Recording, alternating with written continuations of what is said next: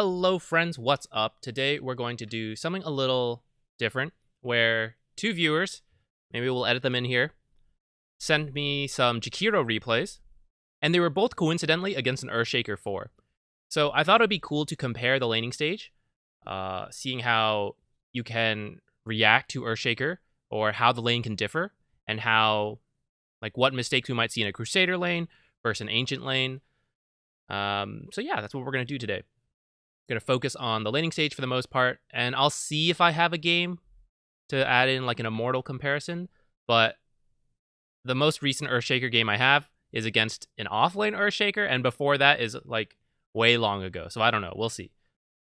This game first, the Crusader. The next one's Ancient. We're just gonna... Originally, we were just gonna focus on the laning stage anyways, because this is a draft loss. Just to be perfectly clear, you cannot win every game of Dota, and sometimes when your team drafts weird stuff, unless you snowball the game, it's expected to lose, honestly. There's nothing we can really do about that. Some games it just happens. It's fine. We just want to make sure we can have a good laning stage, and if we're at least playing well, then it's like whatever. We lost the game, but I got some practice in on the laning stage, did my best, it's all good. So that's all we're going to care about in this game, because if we look at it, it is just a draft loss. You have like a hard carry Wind Ranger. They have like two real carries. You're not really in an early game lineup, so it's like, when is it ever going to work out? It's not. Spoiler. So yeah. In terms of your items, your starting items, so I brushed over this game. I brushed over all of them. I did it yesterday though, so I don't remember everything. But you're against Centaur offlane and Earthshaker 4. Two very tanky heroes. Heroes that you can't really right-click down. Centaur because he has Return Aura, and most Earthshakers would usually start boots. This guy does not, but I would honestly, if I were you, I would have expected them to buy boots, so I wouldn't have planned for it. I think you're, loading in or something. I feel like this happens then, so we're not going to worry about it, and I'm just going to keep talking. You really can't right-click these guys down. Can you use spells? Not really, because Earthshaker just runs away with boots. If you catch up to him, he fissures you and then runs away. Centaur, yeah, spells are more effective than right-clicks because spells don't proc retaliate. But this guy even built to regen a lot, and, he's still a strength core. So, first off, he has a lot of health. He's going to have a decent amount of regen. He can ferry in more. This is a very tough lane to try to bully out.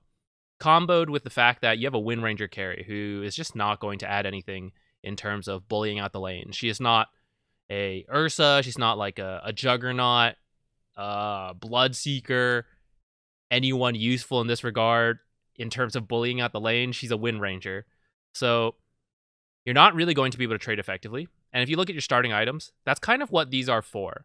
When you buy a lot of Mangoes and Clarities, you're planning to spellcast a lot. You're planning to... you're planning to cast your spells a lot and try to win the lane out. I like this. This is good when you hit both. It's just not going to work against two strength heroes. But they are two melee strength heroes. Centaur has 300 move speed. Earthshaker has 310, usually buys boots, and he's way faster. This is more about the Centaur anyways. But I personally think you don't need this many Mangoes. I just don't think you need to cast too many spells this game. And what that translates to is 210 gold that could be something else. In this game, you also end up buying a lot of consumable regen, which... Consumables, there's a fine line where you need to have enough to play the lane effectively, and you don't want to have more or less than that. In this case, you go pretty far over that line, in my opinion. And the issue with that is that consumables, you eat them and they're gone. And you just bought a fourth Mango as well. You use them and they're gone. And they don't really add to your net worth. So that's why we only want enough to get out of the laning stage. But after that, we would like to spend our money on more permanent investments like boots, stick, whatever. Things that are going to last us throughout the game. I don't mind your clarity here. In fact, I quite like it when you cast. Here, we'll go back. So you cast your spells out at the start, And then this is the bug, you haven't used it yet. But actually, I think you should use it right now at the 6-second mark. Creeps won't meet until about 30 seconds. And so if you used it right now, they are 2 melee heroes, so they're not going to cancel it. And so by the time laning actually begins, you'd pretty much be done with your clarity. I like this on a lot of intelligence heroes, or any spellcasting hero who can, like, they have good spells, so you're not just, like, throwing out some expensive spell for nothing, but, like, Jakiro, who's dual breath at the start when you're hitting 2 heroes, very effective. Who else? Disruptor, Lich, these people who cast a lot of spells. I'm perfectly fine with trading out a lot of mana at the starting rune if they don't have a way to cancel clarities easily. So, like, if they're a double slow melee lane like this, especially because we saw you didn't have boots, then you just clarity. Like, right now, you would clarity. And by the time laning starts, you're back to full health. You used 50 gold, cast a bunch of spells. By the time they're in lane, they still haven't regened everything. So by the time you used it, it was 10 seconds afterwards. So that was a third of the clarity duration that could have already been done by now. Not always a huge deal, but sometimes it can be. And especially if they do have someone who could cancel clarities easily, a fast ranged hero, like a Pugna 4, for example, who might just be running in here chasing you, then you wouldn't spam out all your spells. I think, well, let's just keep playing this part first. So I find this a little awkward, the way you're approaching. Well, one, you can see Earthshaker now, but until that moment, you couldn't see Earthshaker, and I would be a little scared of walking out this way. Because Wind Ranger's all the way over here, if you were to, say Centaur runs at you, and then they fissure stun you this way, you're going to be trapped with 2 of these melee heroes for a really long time while fissure's up. She's not going to be able to help you. You're a slow hero, and you're just going to take a lot of damage. I don't think you would actually die against these 2, but you would probably lose like 2/3 of your health. So this positioning right here, really risky without knowing where Earthshaker is. Now it does so happen that he's way over here, so it's kind of okay in this case. But it could have very easily not been okay, and I want to point that out. You know, just because it works out this time does not mean we should make a habit of this. I would be very careful. I would be staying in this area a little bit until I know where Earthshaker is. Or if I really want to like start doing something, then I'll come play over here in the lane, go for some denies on our creeps, maybe harass him with a Centaur. I might not, but know where the enemy 4 is before putting yourself in a very awkward position like this. And you auto attack and you cancel your own clarity. Retaliate does break your clarity. I don't know if you know that, but now if you do, okay, we have to watch that. That was really funny to me when I saw this. This guy kills himself for the courier. I don't think this is worth it.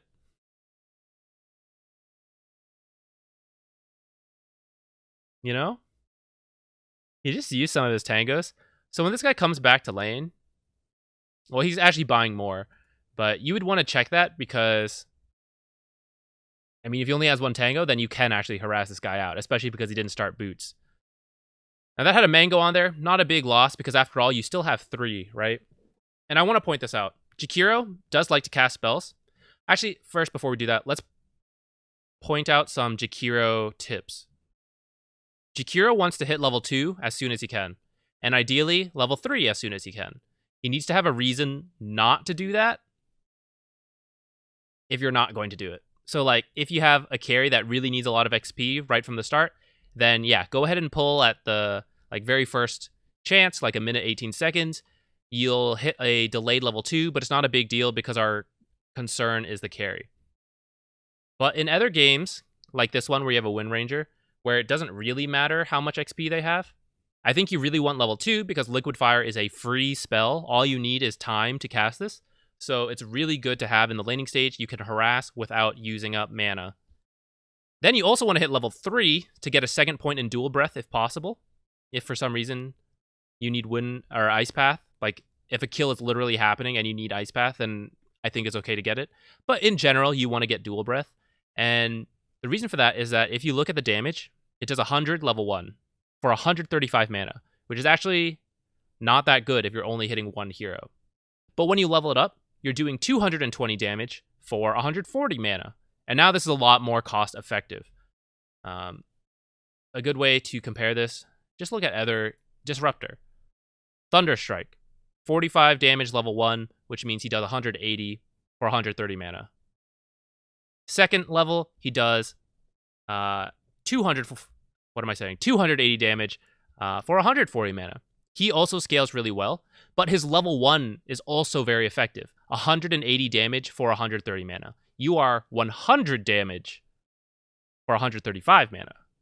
You do 70 less damage because you actually do 110 level 1.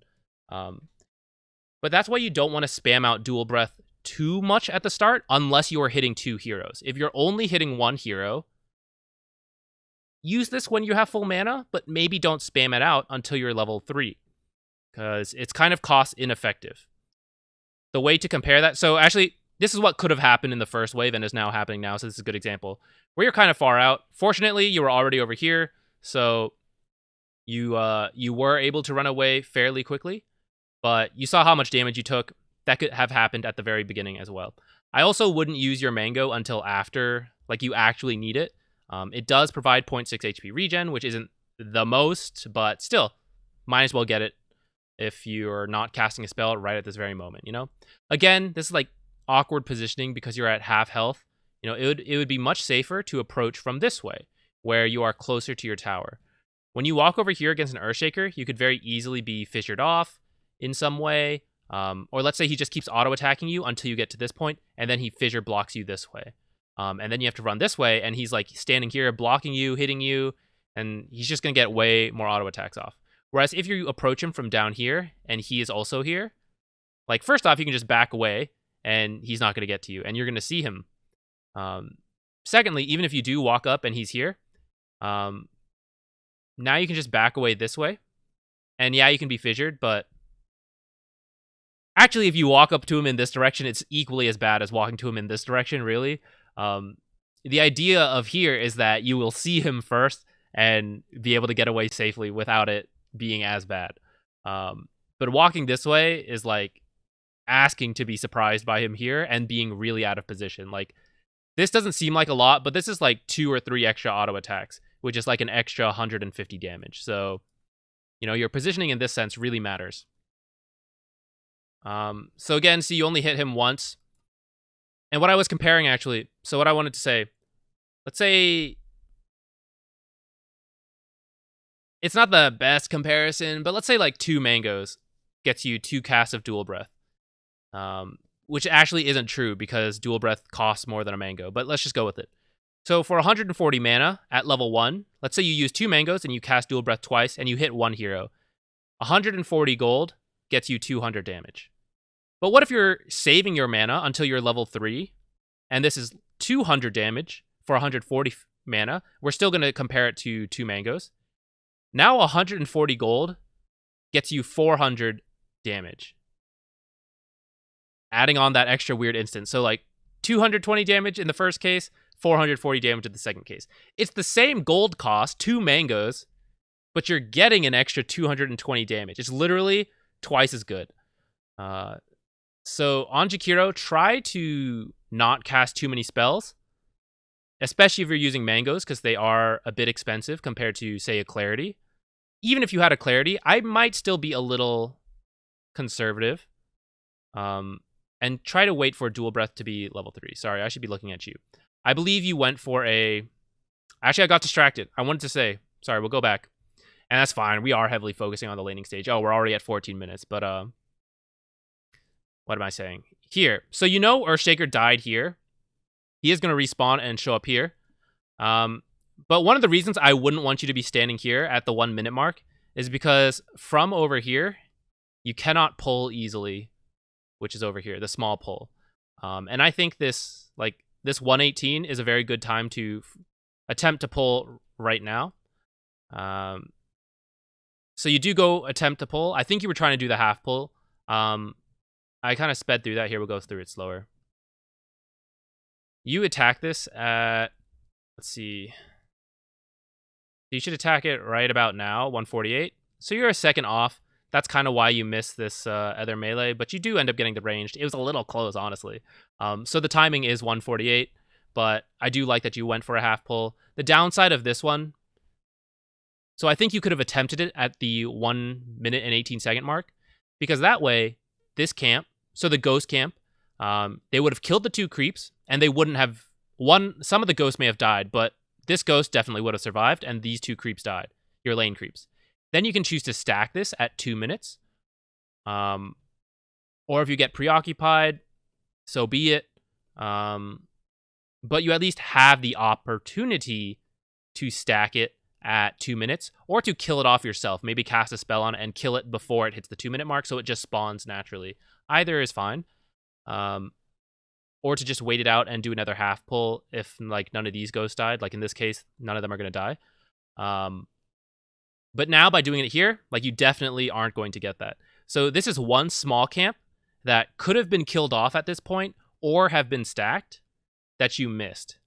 And if you had stacked it at 2 minutes, you wouldn't have been able to get this pull off, which in this case you denied 1 ranged. I think you were going for the half pull, which would have gotten a melee and a range, which is great, but we wouldn't have been able to stack. So instead of choosing between these options of like, do I pull and not stack? Do I stack and not pull? By pulling at 118, we can do all of it. We get the pull and the stack. And so I do recommend as much as possible for you guys, if you can, try to get the 118 pull. Especially in this lane where Wind Ranger is not going to die in this lane. She's against 2 melee heroes and she has Wind Run. Like, how are they going to kill her? It'll be her own mistake if she dies, in my opinion. So whenever your carry is safe like that, I would just be thinking about pulling as much as possible. We're going to speed up here. Again, like using a mango if you're not going to cast a spell. And you can see, what is it? Net worth? Yeah, see how you're low on net worth because you've been using all your money and you even bought another mango and salve. You're using all your money on consumables, which after you use them, they're just gone. And if we compare it to the Keeper of the Light, he's been buying some consumables as well, it looks like. But at least he has the Ring of Regen. And he hasn't spent his gold yet. Maybe he'll end up on something else. But so, for example, instead of buying these 3 mangoes at the start, like if you identify, okay, we're not going to be able to harass this lane out, we could do a Windlace. Because that lets me run away from these 2 melee heroes. We could do... what? I think Windlace probably is the best option. Because Sage's Mask got nerfed. Yeah, I'd probably say Windlace.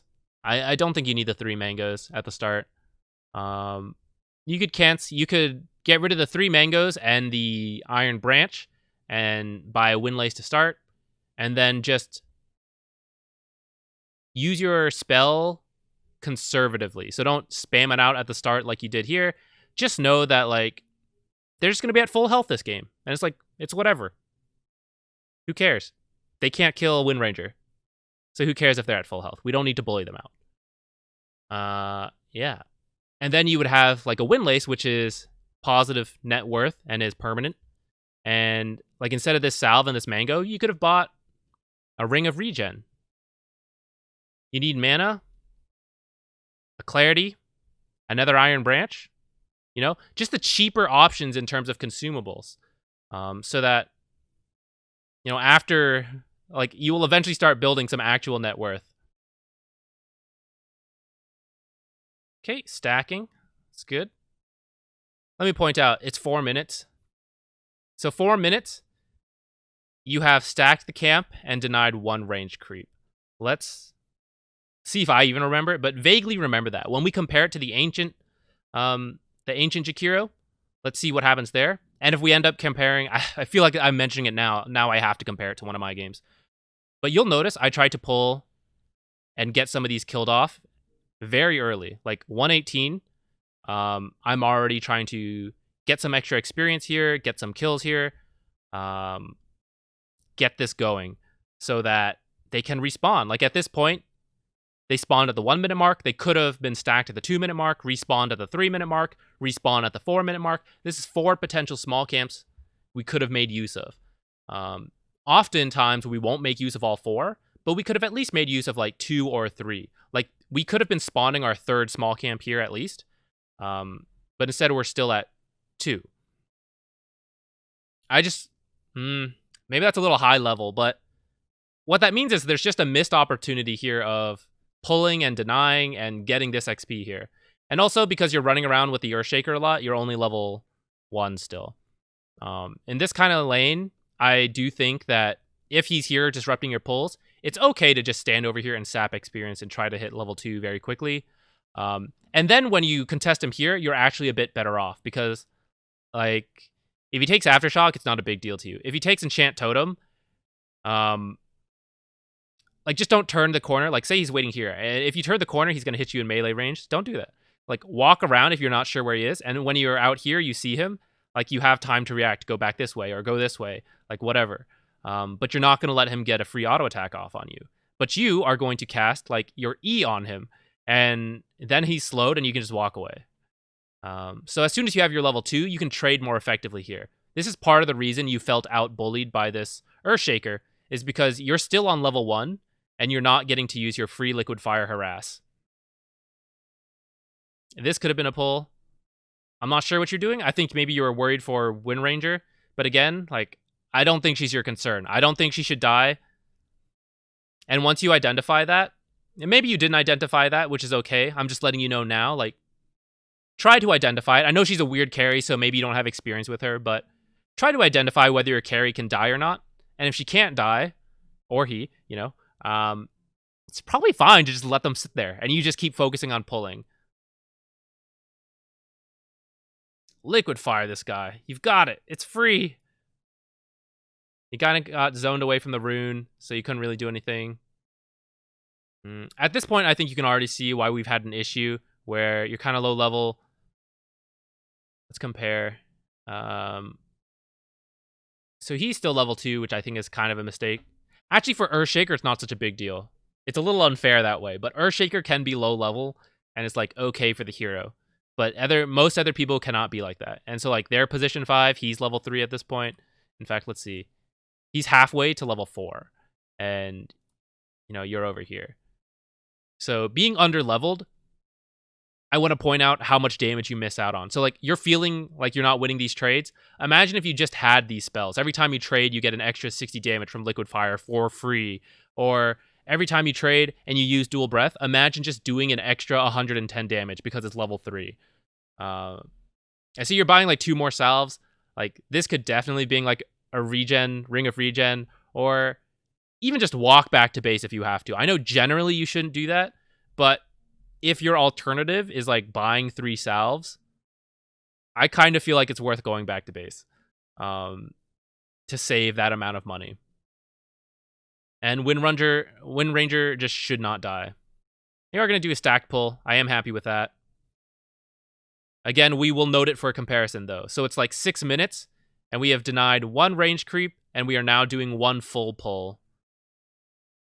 And get some of the experience. Okay, so the entire creep wave dies. You don't really get any gold from it because none of them really died. Are you going to get this kill? Close. See, you guys take a lot of damage from fighting the Centaur. You know, it's just not something that you can efficiently do, especially not Wind Ranger.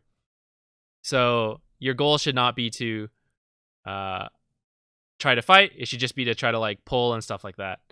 And in fact, I would try to pull a lot, get to, like, level 3, and then I'd probably leave this lane because, like we said multiple times at this point, I just don't think she should die. So I would just go to the bottom lane and begin harassing anti-mage and start, like, doing stuff down there. Whereas up here, you're not doing much because you just can't. You can't contest the lane really with a Wind Ranger against these heroes.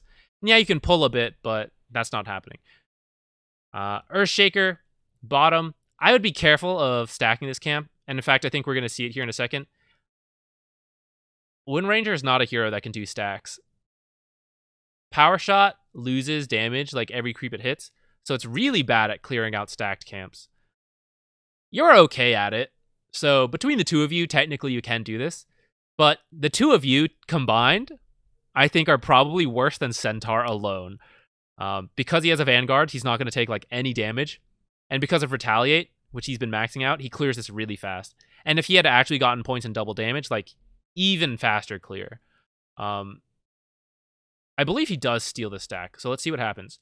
So you know Earthshaker's here, by the way, so you should be looking to pull a lot. You should be Because you just stacked this camp, I would consider doing a full pull here and then connecting the pull this way. Oops, wrong one. But like this stuff, like what does this really accomplish, right? Especially once he has this Vanguard, he's just going to heal all of this up. So you're using mana and it's not really accomplishing anything. Wind Ranger's going to pull this time. Ooh, so now you're stacking it a third time. Now I feel like he's definitely going to steal this. Yeah, so you see how he's doing this, and he's like, he is tanking 3 camps and your spells and auto attacks. And how much health did he lose? 400. He's going to heal it all up. 15 health per second. You know, in a minute, he's like, did I ever even get hit? I don't know. You know, and he gets this whole camp. So I would be really careful of stacking in this case. Not strictly against centaurs, but just like, you have to judge your own heroes and the enemy heroes. And in this case, you guys can't do stacks very well. Centaur's off to a great start. He can do stacks very well. We're at 25 minutes, 26. This is actually okay. We're about to stop here at the 10-minute mark. Let's take some notes in terms of net worth. Net worth, you're very low because you've been buying so many regen or consumable regens. Right now, I would probably buy the Ring of Regen as well for you. It's cheap. It's actually very cost effective.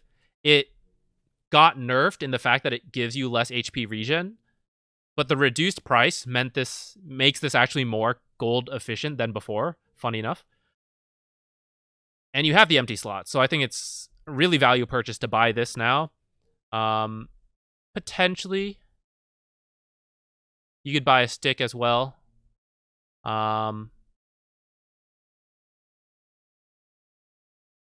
Actually, against this lineup, I wouldn't. I would just buy the Ring of Regen, buy the stick later. Yeah. I would buy... My next purchase would be the Ring of Regen, a stick, and then save up for the boots, and buying sentries and wards as needed. I would also... Who's your... This guy's 5.5, and his 6 honestly doesn't matter that much. So I would buy the tome as well. In terms of, let's compare the other heroes. Wind Ranger, I'm like combining the two. Wind Ranger, not doing the best. Kind of expected. You guys just were going to have a tough time in that lane. If you had pulled more, it would have worked out better.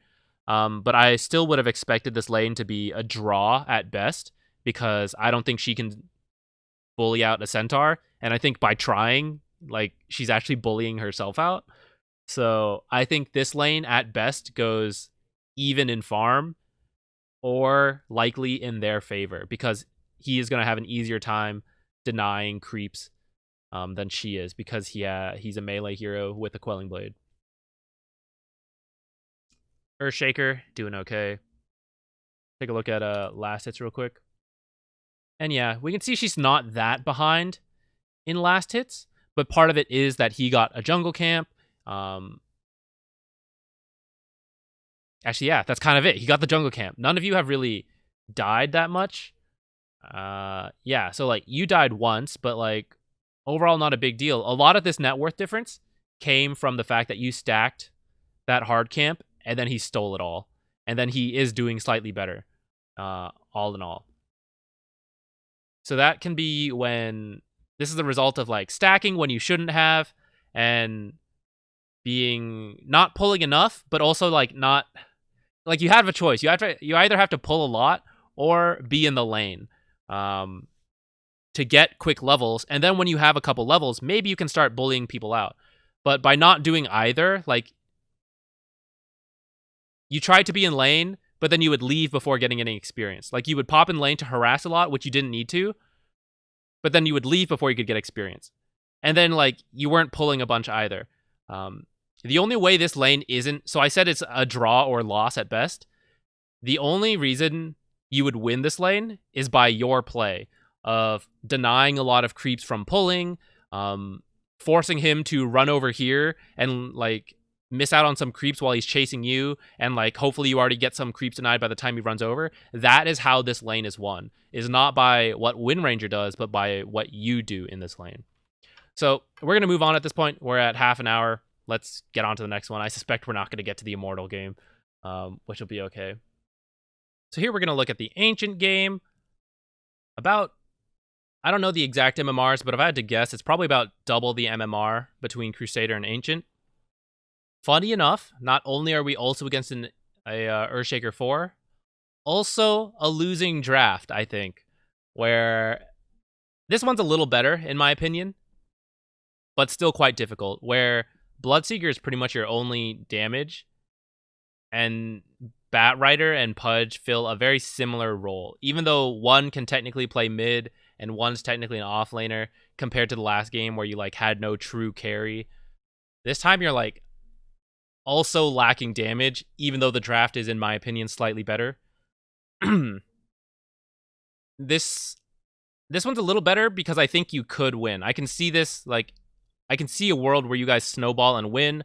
A lot of it is on the back of Bloodseeker being a really hard carry, doing really well, and then Pudge and Batrider being effective, getting kills, all that stuff. Otherwise, the other team just has a more normal draft that has a good amount of damage, good amount of survivability, and it just plays out better than your own draft. And so again, because we have a draft losing game, we're not giving up, of course, we never give up, but we're just gonna, all we care about is doing well in the laning stage. And if we don't do that, that's an issue. But if we at least lane well and we lose the game, it's kind of like, whatever. So straight off the bat, I like this more. I think 3 mangoes is a bit too many. I think 2 is a fine amount. I might even say just 1, but actually 2 is okay. I don't hate it. Again, we're going to try to keep track of when you use them. Hopefully you're not using all of them right off the bat when you're level 1. But if you do, hopefully you're hitting 2 heroes at a time, because then it is kind of okay. And in fact, you can actually compare it. So if you hit 2 heroes at level 1, that is 110 damage times 2. So it's 220 damage. If you're at level 3, and so Dual Breath is level 2, and you cast that on 1 hero, 220 damage. So you see how you're getting the same value there? That's why I don't mind one or the other. And then if you get 2 heroes with your level 2 Dual Breath, that is like, wow, so much extra value. Let's see, speed up a bit. Let's see what's going to go.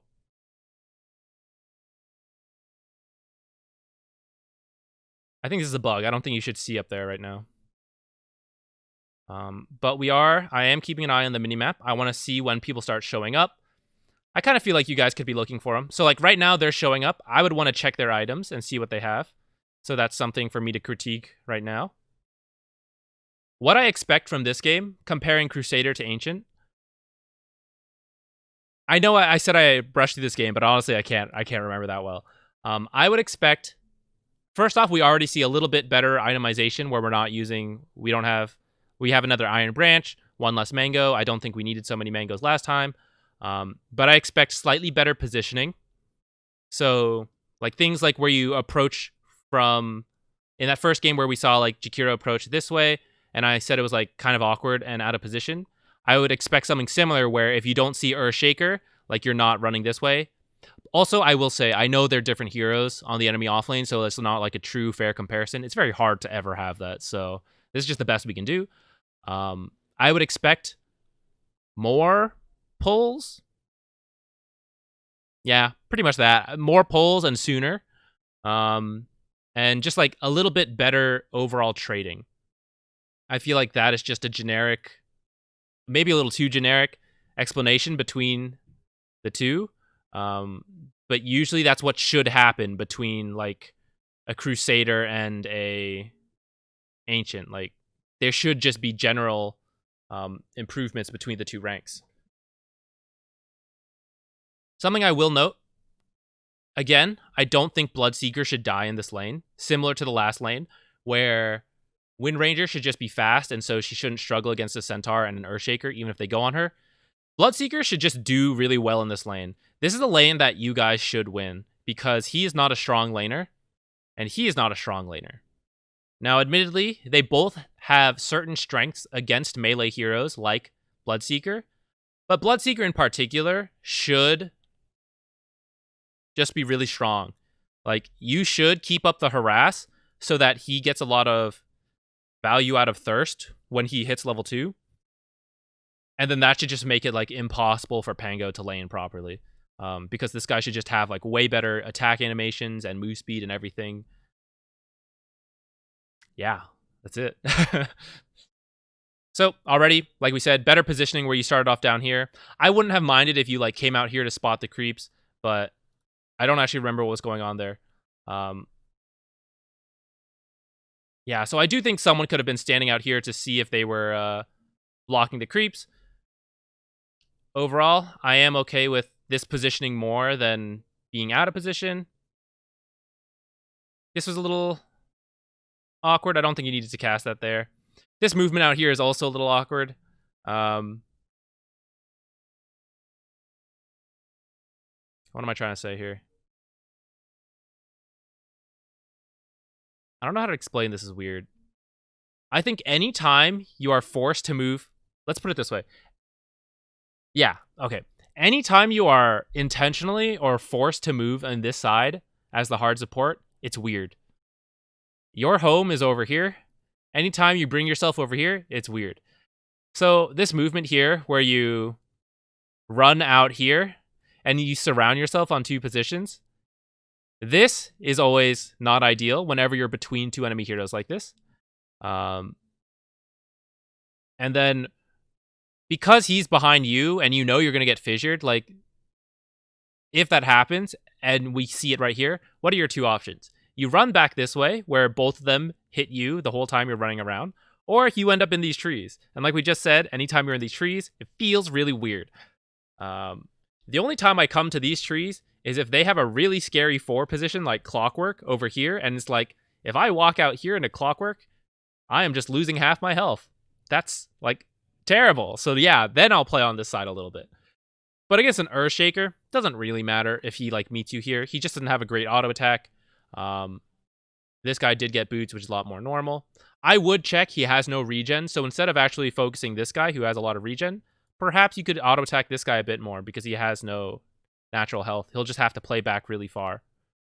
Harassing either of them is okay in this lane because you have a Bloodseeker. And he doesn't care who is low, he just needs someone to be low. And that's why it's really nice to harass Earthshaker in this lane, which would usually be weird and not that great. But because he has no tangos, and because Bloodseeker will just get thirst, it's fine. I don't mind you chasing up here right now, but I think this would be a great time to go pull, and I think you should head there soon. That would be my first suggestion. This lane positioning just means that he should be safe enough on his own. I think you could go do it. It does look like he's here to contest you. I would still just ignore him and keep walking this way and attempt this pull. If I was in this case, that's what I would do. I would cast my spell on him and run over. At my bracket, Earthshaker will chase me and prevent the pull. At your bracket, some people will forget and they'll just be like, I wonder why the Jakiro's running that way. And then they'll like run away this way and then go, oh yeah, he's probably pulling. And then they'll come back, but you already have gotten the pull off. So I would still go for it. Now, if he was like a Clockwork, that's different. You can't go for it because you would lose a lot of health. But Earthshaker doesn't actually trade well. He just interrupts things. That's kind of how the hero goes. What am I doing? Here. Now, as a result of generally better positioning, I know we pointed out a lot of mistakes already anyways, but they were less severe mistakes than the last one, where like last time you were getting caught out here between all the heroes, and then like again, a bit caught out over here. Caught out over here, and then like caught out over here, which is a little awkward. In this case, we haven't had a major mistake. This one over here was probably the biggest mistake. But in the end, not too bad, because these guys are not as good at trading as Centaur is, at least level 1, and you did make your way into the trees, so that it was, like, you had the support of Bloodseeker who was nearby. It was overall better than the other 2 mistakes. And because of that, you'll notice, still have a lot of our regen. Whereas in that last game, at this point, I think he'd already used up a lot of it. I'll also point out, we're already level 2 in this game. 1 minute and 38, level 2. To hit level 2 between 2 heroes, it takes about 2 creep waves, and then a little bit, because oftentimes a creep gets denied or something. So usually at the start of the third wave, if you're splitting all the XP between the carry, you should hit level 2. And that's kind of where we are at. And so I think this is ideal. I forget this too sometimes, but this is what I'm working on now, is prioritizing my level 2 and then trying to prioritize a very fast level 3. So right now, this is already like 3 minutes ahead of the last game. Well, maybe 3 minutes is a little excessive, but it was like, I feel like it was 4 minutes or something by the time that the last game hit level. What did I do? That should have just brought me back into the game, shouldn't it? That was weird. I don't think that should have happened. Perfect. This is exactly where we were. So trying to do a pull here is incredible. He should have fissured this. I feel like they saw you pulling and they just let you do it, which is really funny to me. Okay, he is gonna try to interrupt it a bit. It's just I just thought this is what Earthshaker's job is, and he's not doing it right now. This is the downside of using this pull instead of this one, is that he can do things like that. Because you were over here and you weren't gonna make it to the small pull, I'm fine with you attempting this hard pull. But right now, I would... So right after... Okay.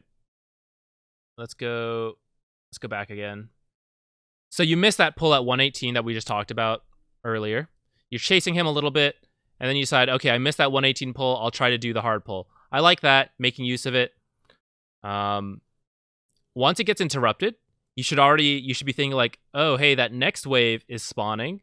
If this one's interrupted, I can go to the next one. So when he does this, I would throw out Liquid Fire because, again, it's a free spell. Now, I would immediately turn over here to go get ready to pull. Looking at the lane, I would say you could probably do a half pull or a full pull. I might just do a half pull, though, I think. Yeah, I think I would do a half pull so that I can either just kill off the creep wave for the 3-minute spawn.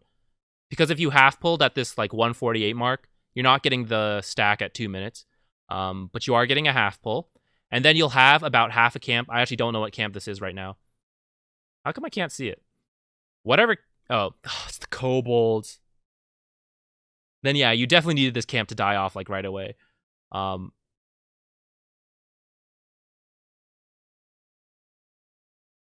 If I walked over here, I know there's a lot of hypothetical stuff, but I feel like this is what you guys want to hear anyways. If I walked over here at 148 and I saw that it was a kobold camp, if you do a pull, they will just die and go back. And overall, that's okay. So if that happens, that's okay. But I would also accept not pulling, at least in this lane. I think you could not pull, stack the camp at 2 minutes, and then do a full pull after that. Either of those would be okay, in my opinion. But yeah, so instead of going for the pull right now, though, you're trading a bit, which isn't bad, but it could be a pull. You know? Like, you're not needed here. This guy should not die on his own. Unless he walks under tower and gets fissured, this guy should not die. I just don't think he should. And the fact that you're low on mana is also another great time to go pull. So right now, imagine that alternate world, right? Where you go to pull instead. This could be dead. I mean, this could be stacked, sorry. Or you could have killed it. It's dead. It's not going to respawn now, but it'll respawn at the 3-minute mark. And then you can think about trying to do hard pulls with this, or just laning in general. But we're going to see if you make use of that small camp by the 3-minute mark. And if we still have a kobold camp at that point, then like we're just missing out on it. But already you did try to do this hard camp pull, which was like already sooner than the last game. Where the last game, the first pull, actually the first attempted half pull was at 158, or 148, or 149 because it missed it, and only got the range creep. But then the next one after that wasn't until like it wasn't until nighttime, if I recall. And at this point, we tried to do the hard pull, it didn't work, and now we're trying again. So we're like already doing more pulls between Crusader and Ancient. I do think this probably could have been a small camp pull. Let me see where you were. If you had left right now, it'd be very close. I think you could do it because it's a Kobold camp, but you could do it like, yeah, you have plenty of time right now. I think you're not needed here. You could have made it to go do a small camp pull. Instead, you're going to do a hard camp pull. You do Clarity, and you swap items in. I don't know why it's this tree that's cut. Usually it's that bigger one, but it's not the biggest deal in the world. So note, he cast his W, and why did it select Pango? He cast Bloodright, and you use Dual Breath. This lane is definitely going to push, and so I would just already be thinking of like, okay, let's go pull the small camp. As soon as 2 AoE spells hit the wave like this, you're not controlling it, unless they also used a lot of AoE, but they didn't. So who cares about this? I would just run over to do that small camp pull. Right now, while this guy is low, Bloodseeker will be really strong. And so you don't need to be here. Like, all this time you're here, I just don't think you need to be here. And this, not just you, but like many supports, like they'll feel the need to come stand up here, and I'll watch them stand up here for quite a while. And just like the whole time you're here, I'm thinking, I don't want to be here. I want to be like here doing hard pulls, or here doing small pulls, or walking here to do a small pull. So like, anytime you're just standing around here, it's like I could have been walking to this small camp being ready to pull. And it's like, again, we missed the timing, so we have to keep trying to do hard pulls. And that's where, like, I think by the time you're realizing you want to do a small pull, you're like, ah, shoot, I'm not going to make it in time. I'll do a hard pull. And this is what happens a lot, where it's like, I missed a small pull, I got to do the hard pull. But the hard pull, if you've been watching the videos, which I know you have, you know that I've said where it's like, it just gets contested more and it's just harder to do. And I've done this myself, where I end up in this loop of like, I walk over here, I miss this pull, I walk over here, I attempt this pull, it gets disrupted. It's too late for me to do this one, so I attempt another hard pull. I have nothing to do, I walk up here to harass. I try to get here, but it's like, I'm too late. And I just end up in this cycle of continuously missing this small camp. And it is this cycle that it just repeats and feels really bad. But you like try to be efficient and like come over here and then you'll come back. But it's like every time you try to do it, you keep going in this cycle. And what I learned is that eventually you just have to be inefficient. You have to decide like, I will just wait here. I know technically I should run here and run back, but every time I do this, I forget. I forget to run back immediately here. Or I try to run here and I don't make it here. So you know what? I'm just going to cut off the cycle. I will waste 15 seconds and fix this loop and pull here. And I will not waste another like minute or two constantly like running around this area. That is my advice to you if you feel like this happens a lot, where you keep missing the small pull and you have to keep doing the hard pull. Eventually, you just have to cut it off. And then the next step after that is like not letting yourself get in that loop ever, where you're like, you come in a lane harassing, you make it to the small camp, and like you're just very efficient with it. But obviously, like, just play at the highest level, guys. You know, obviously you have to start somewhere. Did you get that? I can't tell if you got that. It doesn't really matter. If you didn't get it, I'm sure you know it's a mechanical thing. Usually, we've talked about Ice Path or Dual Breath at level 2 being really good. I would say as a general rule, get 2 points in Dual Breath, 1 point in Liquid Fire, and occasionally if you see a kill, you can go for the Ice Path. If you thought you could get a kill here, I'm okay with you doing it. If you do this in general, I would recommend not doing it. Another reason why it may not be needed in this case, like even if you could go for a kill here with that Ice Path, what if instead you did get Dual Breath, and we just talked about how it like doubles the damage?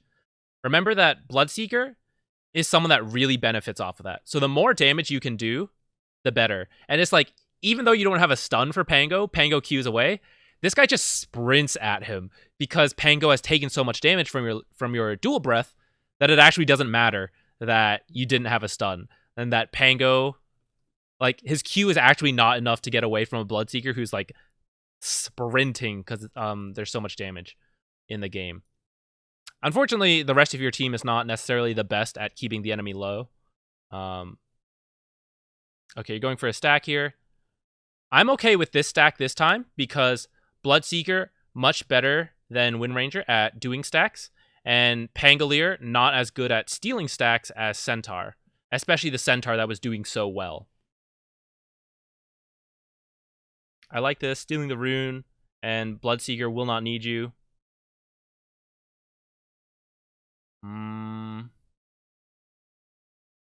Oh, I didn't realize it was a 6 Bat Rider. Or, I'm sorry, a mid Bat Rider. Actually, I think I did, and then I forgot. Okay, you're checking this. This is nice. What'd you just buy? Let's check. Boots and and 2 clarities.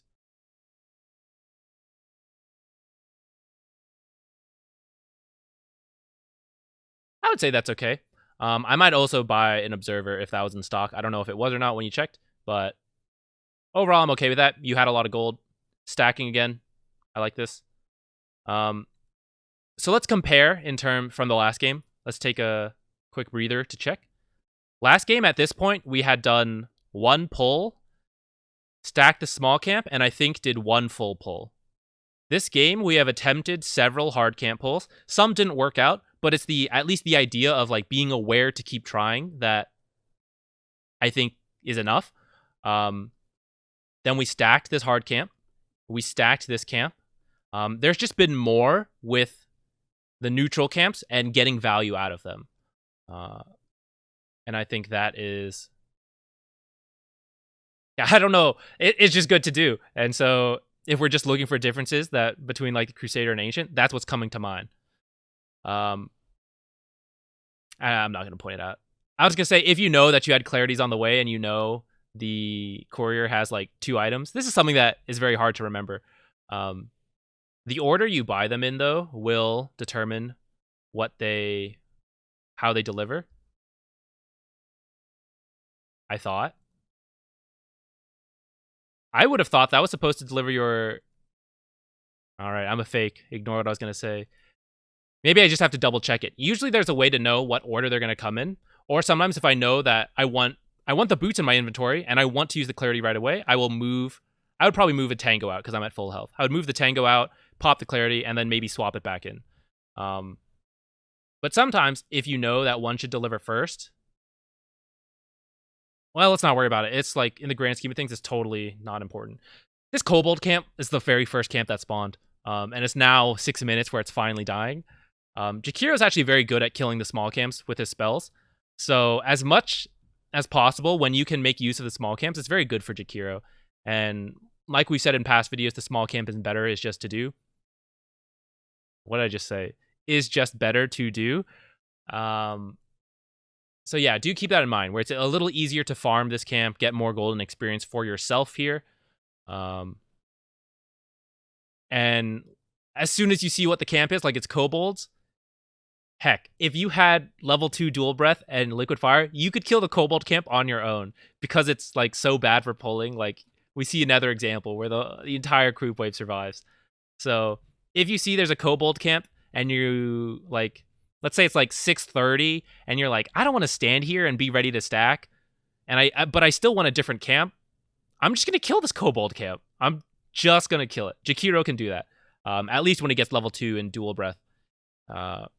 He can do it with some auto attacks. Just the kobolds anyways. The others are a little harder, and it's fine because you actually want those camps anyways. And they're useful in pulling. Right now, let's go back.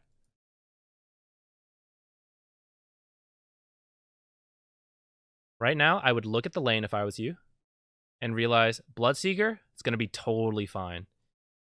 You don't need to run down here. So like over here, this is good. And now, as you're running back, unneeded. He's fine. He is a Bloodseeker. He's going to lifesteal these. I would maybe run over here to look for Pango because you know Pango is much lower than you. Or not lower than you, but he's low level. The only way you die to a Pango is if he has his ult. He did save up for a Javelin, so actually he does have a lot of damage. But even... So, like, Javelin, 80 damage. Let's say you procced 4 times on you, right? You're at full health. You're still not going to die. You're going to get low, sure. And then he's going to auto-attack you a bit. You're not going to die, unless Earthshaker's here to stun. But even then, I would feel like is an acceptable risk, and that I'm just going to go scout out the enemy a bit and let Bloodseeker farm up, let him get the XP. I don't really need it. Yeah. Although, in this case, I do want you to get level 4 soon enough, so I don't hate that you're getting XP. I complained about it, but then it's like, oh, it's okay.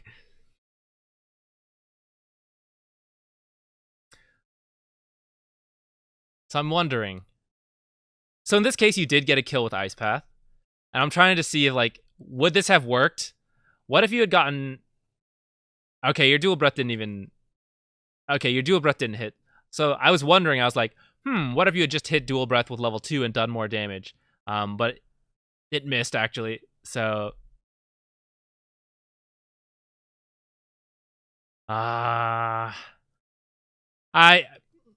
You get a kill with Ice Path here, so I guess it works out. But I still feel like generally you're going to want dual breath.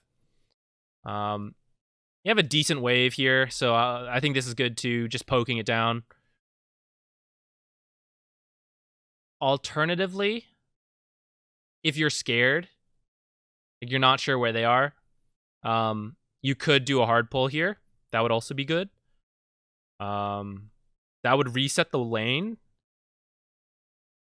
I would reset the lane and get you a hard camp's worth of golden experience. And he can just tank the creeps because he's healthy.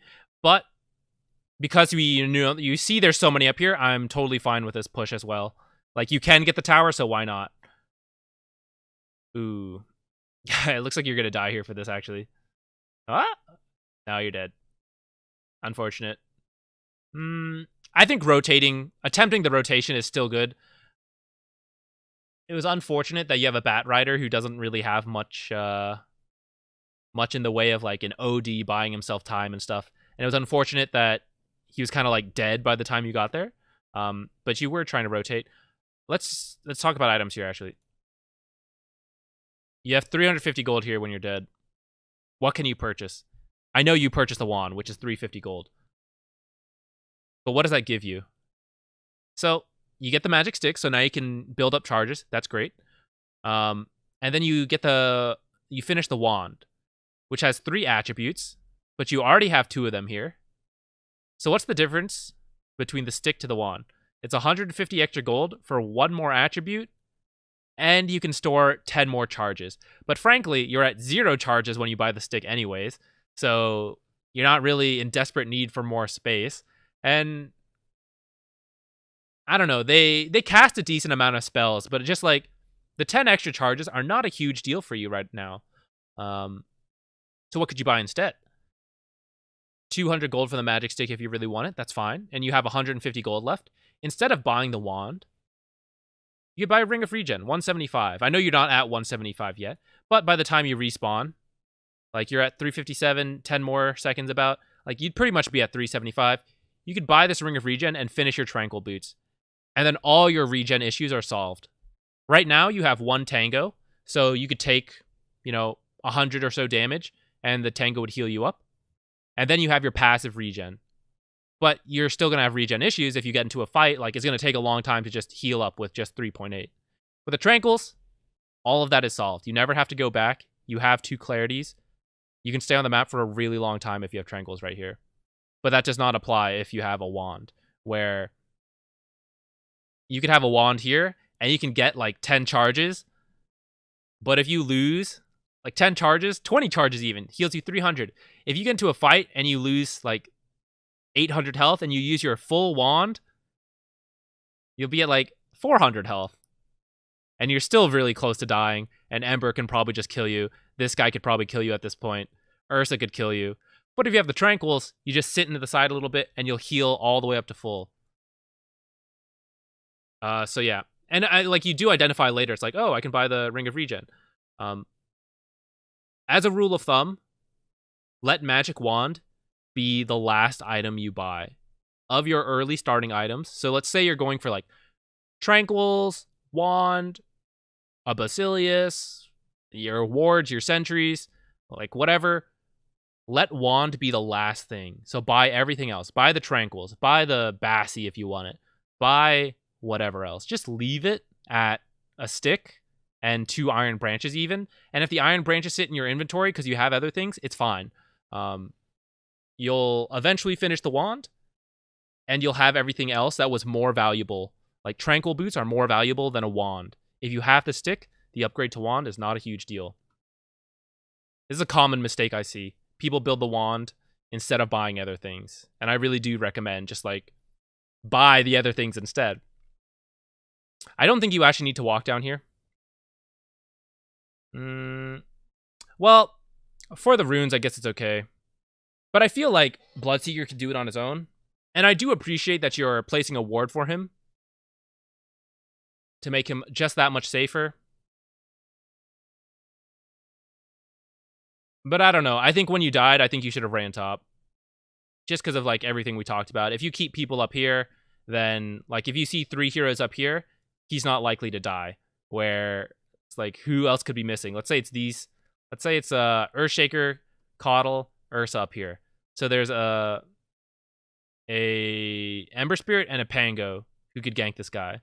They would get the kill if it was those two. But Pango could be down here and is unlikely to get the kill on his own. And Ember Spirit's up here. So if Ember Spirit goes missing for a bit, then it's a little suspicious. He just backs off. Whereas right now, Ember Spirit could be showing, Pango could be showing, but if it's just Ursa up here, he still has to be scared. If that makes sense. By being top and forcing these two to be up here, you make it a little safer. And you could be part of this sick kill right here. Now he's going to die. Is he? Yeah, he's going to die. You could probably get this kill, actually, if you were up here. Helping out. Okay, you rotate now. Now that Bloodseeker came up. But yeah, I think you could have just been up here. I would have just walked up here. So let's compare. Let's go back again.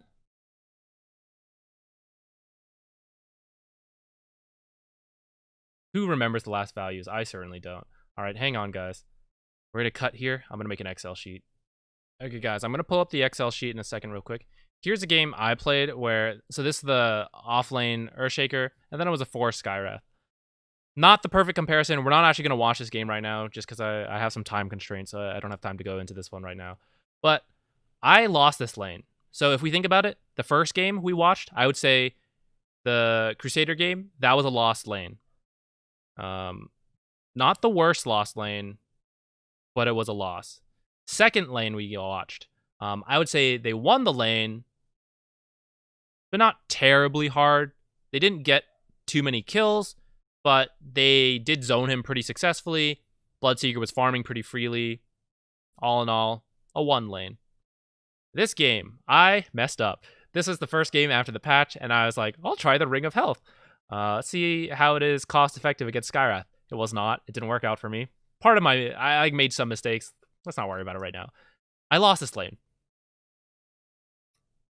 It was kind of bad, actually. I made the Excel anyways. It doesn't matter. We're not going to watch the game. But the point is, I lost this lane.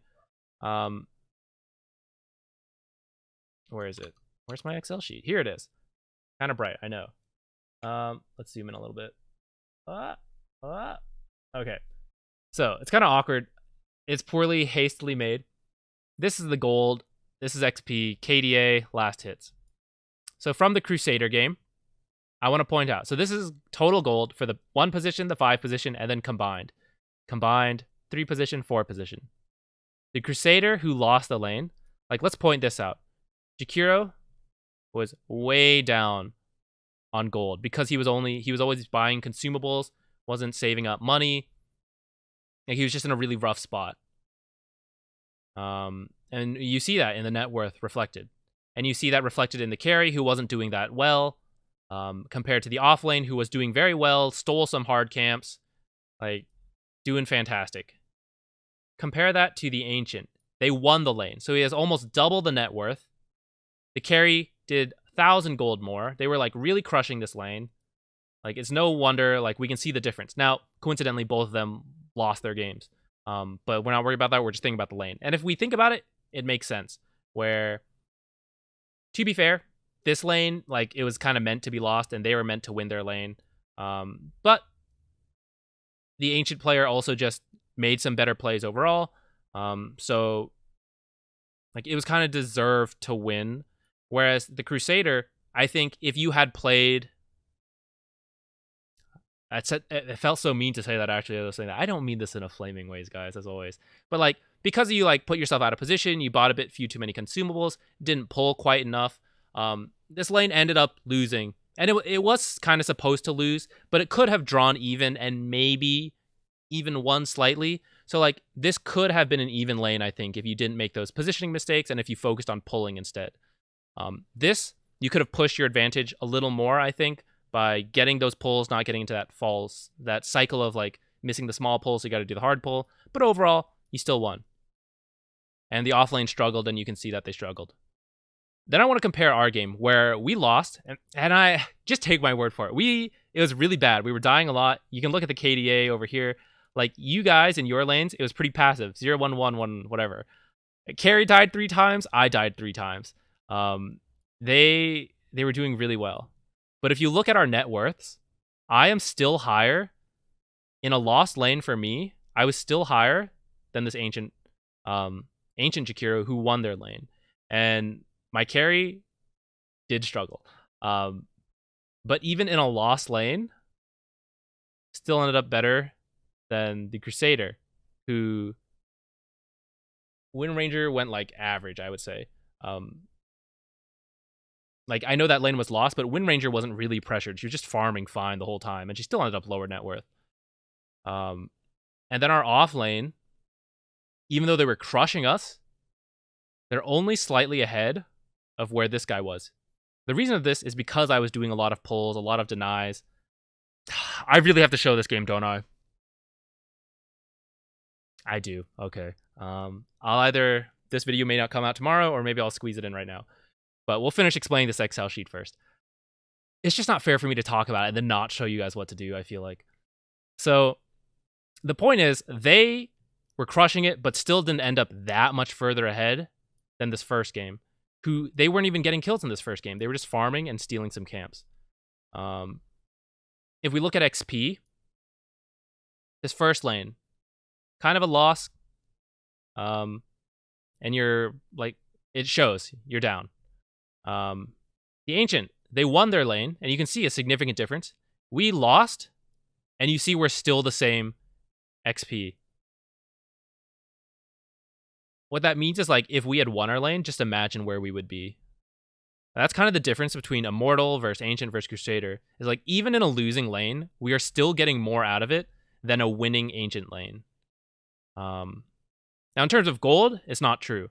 But in terms of, like, from the pull camps, and last hits are a little deceiving. Like, are you last hitting only neutral creeps, or are you getting some last hits on hard camps, that kind of thing.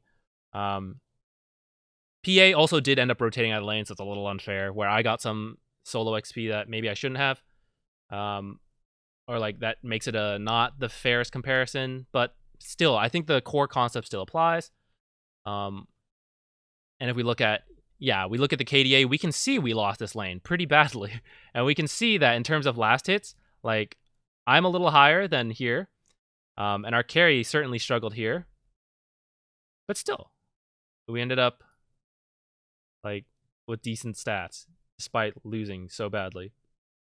So I guess I will show that game, and we'll see. I might try to do it now. We'll see. All right, we're going to go over it quickly. All right. Experimental, Ring of Regen. I don't know. Maybe I could have played better. It probably... I think I could have just played better and made this build work, but maybe it would have just been better to buy 2 Iron Branches and then buy another set of Tangos. after that. Or buy another set of tangos now and one branch, due to the movement slow of the... No, starting with so many tangos at the start is like kind of eh. I would probably buy it after if I needed it.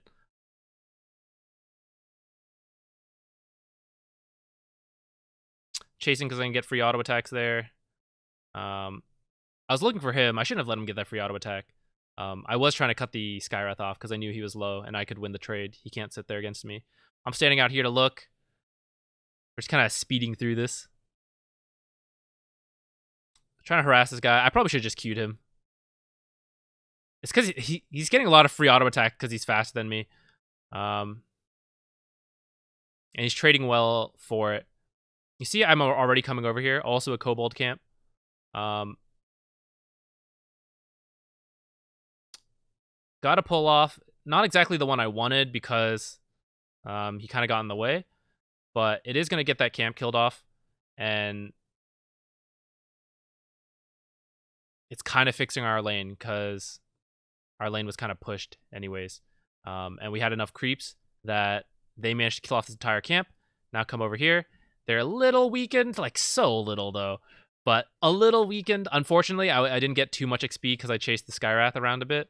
I think I probably could have stayed there a little longer to get more XP from it. Right now, I'm just not trading effectively, and this is why I kind of wish I had just gotten the 2 iron branches. It would have made trading a little more easy. I'm gonna die here. I can't remember why I went there.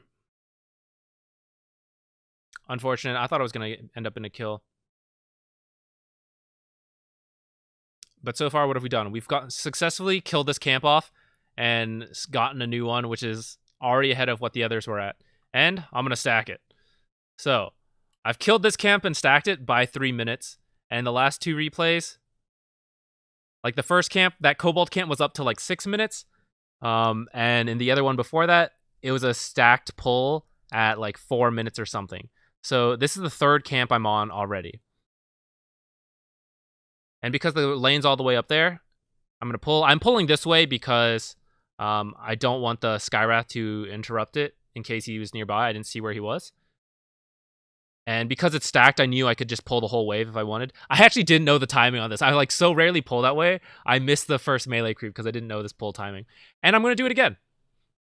So we denied an entire creep wave so far. Or 3 of them. Then we're getting several others. Somewhat denied. Skywrath came over, stole some XP. They pulled, denied some XP. I think we're going to get this kill. Oh no, that's right. He showed up. I messed up. He could have gotten away. I was like, oh, this guy's dead. I should have been there to let him jump to me. That was my mistake.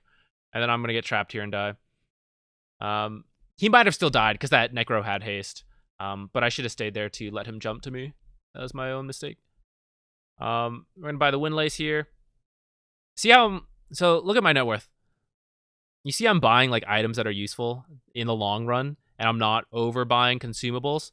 In this game, I probably could have bought a little more because you see I did die. I was kind of low for too long and I shouldn't have let myself do that. I probably wanted to buy another salve or something. But in the end, I still like, we're kind of doing okay because of all the pulls we're getting off. And I am like, these items will have long-term net worth. I don't see the Skywrath, so we're chasing him now. Don't have Ice Path, unfortunately.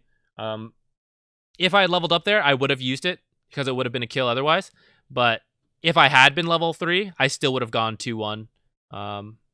If I didn't know, like if I didn't hit level 3 in the middle of that fight. Because he TP'd out, I want to pull. So I stack that. And then unfortunately, an ogre shows up. And this is where the lane like really starts to fall apart a bit. Where Skywrath and Earthshaker cannot really steal a hard camp, but I can make use of a stacked pull camp, and PA can't farm it that well right now, but I have like good AoE. Like in this top lane, I am the best person to clear camps. So as long as it's on our team, it's kind of like okay. And then we have a Leshrac. who can also, like, if he ever rotates up here, he could steal this stack, or not steal it because it's our team, but like he could take it very quickly. And that's why I'm okay with stacking it.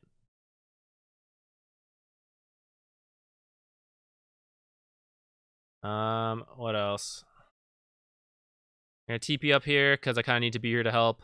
Unfortunately, the arrow misses, but he's off on his own. We're gonna get a kill. I'm gonna D-ward because from the way I died the first time, I kind of knew there was a ward up here.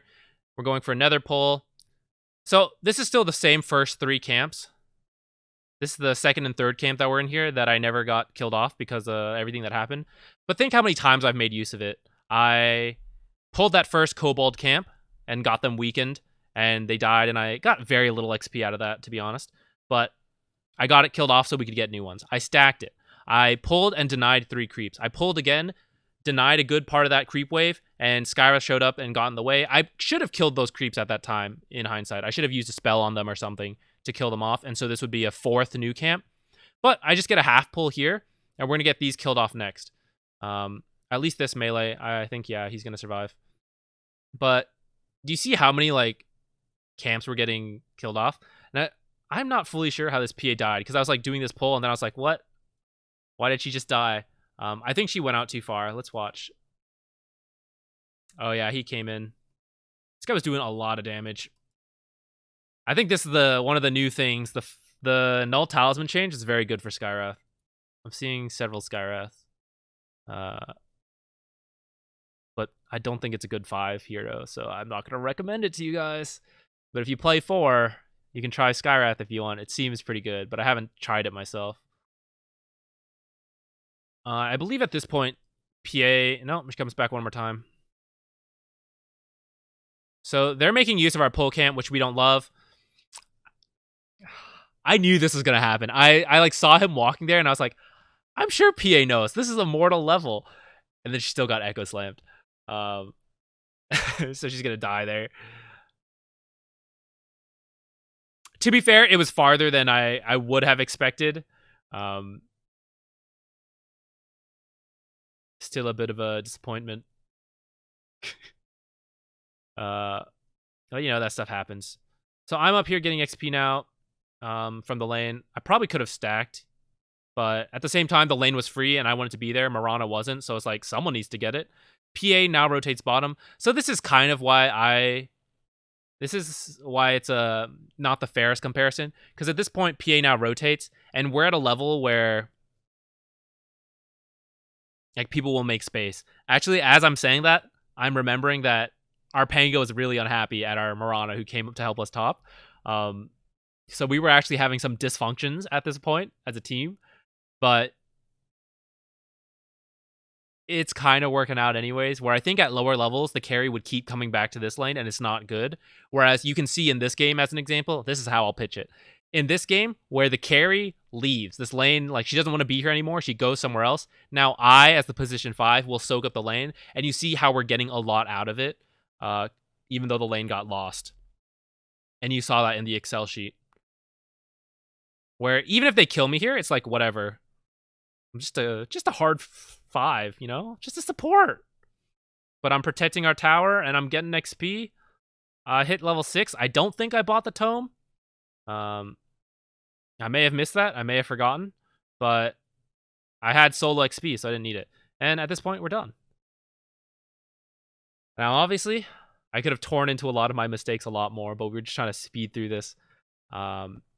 The main difference, though, that I want to point out is between all 3 is the amount of using the pull camp. Even though I had 3 heroes up here at some point and we were dying a lot, I still pulled more than the other 2. The 2 games we watched before.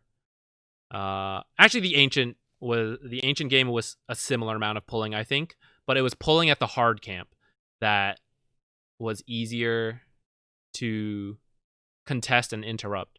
Whereas I got several full waves killed off here. Ended up cycling through at least 4 camps, 4 small camps. We did get some value out of this. technically it baited my PA to her death, so maybe it wasn't. I didn't foresee that happening. I didn't see it happening. But yeah. It's how we end up with the... Sorry to blind you all suddenly. But it's how we end up with, like... It's how, like, even in a losing lane, we end up in a very similar amount of XP. And, like, even in a losing lane, we end up with a similar amount of gold as the winning lane. It comes down to pulling. It comes down to just being generally efficient. Not spending too much money on consumables. Kind of riding that fine line. In this case, I would say I missed the fine line where I kind of traded poorly, though. But, like, I could have used a bit more regen to beat out the Skywrath a bit better in this lane. So in this case, I was a little off the mark myself. But then also rotating out of the lane when it's bad, but that's not something you guys can necessarily control. Like, if your carries don't leave, it's not something you can do. But I hope you were able to see why that's good when that happens in this game. So yeah, hopefully that was helpful to you. A comparison between all three. There's a lot of other ranks between Crusader, Ancient, and Immortal. If you like this kind of thing and you want a more in-depth of, like, my own laning stage as a comparison, I know we sped through it this time. It's because I'm a little short on time right now. But in the future, if you guys want more time on that, let me know. I know it focused on the laning stage. I know there's mid to late game, but, like, we would have ended up 3 completely different mid to late game decision makings between these 3 games. That's why it's hard to compare that stuff. That's why if you guys want to see this again in the future, I think it will still focus on the laning stage. But if you want to see it with, like, a different hero, or, like, we'll try to find similar matchups of, like, how do you lane with the anti-mage? You guys can send me some Jakiro anti-mage games, and I'll find some Jakiro anti-mage games, like that kind of thing. Let me know what you guys want to see, and we'll try to work that in. So yeah, we'll stop here. Thank you for watching. Have a nice day.